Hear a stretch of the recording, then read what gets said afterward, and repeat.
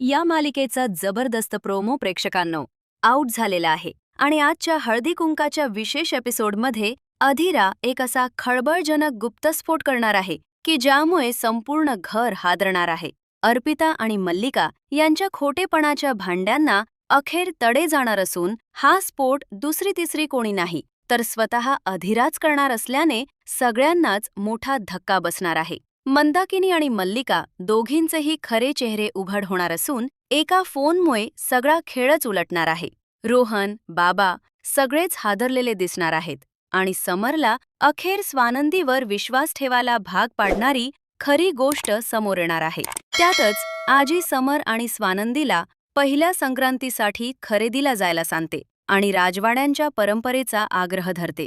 स्वानंदीला काही नको असतानाही आजी तिच्यावर प्रेमाने दबाव टाकते आणि अधीराला देखील सोबत नेण्याचा निर्णय होतो. हे सगळं अर्पिता आणि मल्लिका ऐकतात आणि याच संधीचा गैरफायदा घेऊन स्वानंदीची हक्कलपट्टी करण्याचा डाव रचतात. अर्पिता अधीराला घरी बोलावते आणि तिच्या पहिल्या संक्रांतीच्या नावाखाली मोठा कट रचते. ती म्हणते, आपल्या इकडची पद्धत वेगळी आहे आणि त्यांच्या तिकडची वेगळी आहे, म्हणूनच मला वाटतं तू या सगळ्यात पडू नकोस.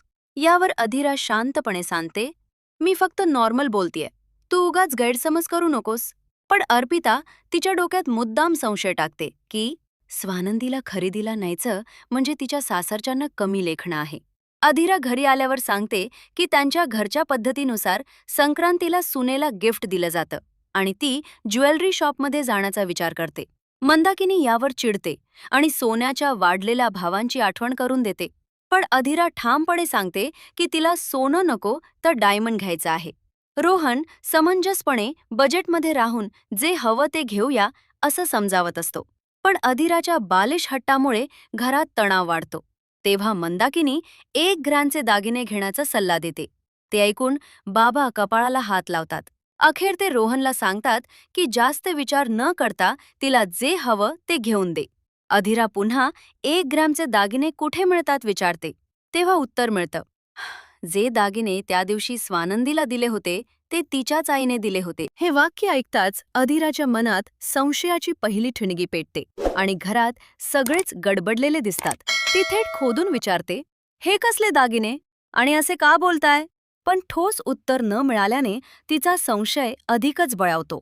1 ग्रॅमचे दागिने आणि तेही आईनेच दिल्याचा उल्लेख झाल्याने काहीतरी मोठी गडबड असल्याची खात्री तिच्या मनात बसते. सत्य शोधण्यासाठी अधीरा थेट अर्पिता आणि मल्लिकाला भेटते आणि घरातील सगळं त्यांना सांगते. अर्पिता लगेच मल्लिकाला इशारा देते की हीच योग्य वेळ आहे तिला ट्रॅप करण्याची.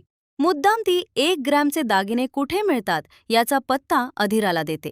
अधीरा बांगड्यांचा ऑर्डर देऊन त्या नंबरवर कॉल करते. तेव्हा समोरून स्पष्ट सांगितले जाते की राजवाड्यांच्या खोट्या डिझाईन त्यांनी आधीही बनवल्या होत्या आणि पुन्हा बनवून देतील. एव्हाना अधीराला सगळं सत्य समजतं. संक्रांतीच्या दिवशी ती त्या बांगड्या घरी आणते आणि दादाला सांगते की या सोन्याच्या नाही तर 1 ग्रॅम ज्वेलरीच्या आहेत. हे ऐकताच स्वानंदीला जबरदस्त धक्का बसतो आणि ती सवाल करते, तुला हे 1 ग्रॅमचे दागिने घ्यायला कोणी सांगितलं?